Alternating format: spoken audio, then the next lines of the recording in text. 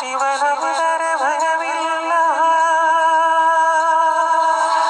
ಶಿವ ಮುನಿದರೆ ಬದುಕಿಲ್ಲ.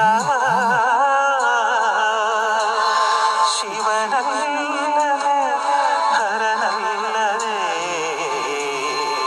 ಗತಿಯಾರೋ ನಮಗಿಲ್ಲ.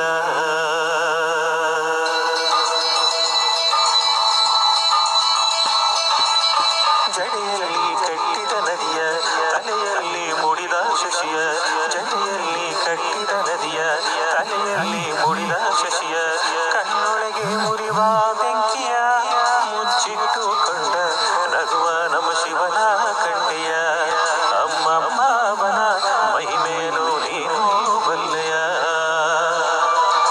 ಶಂಭೋ ಶಂಕರ ಮಹಾದೇವ, ಶಿವ ಶಂಭೋ ಶಂಕರ ಮಹಾದೇವ.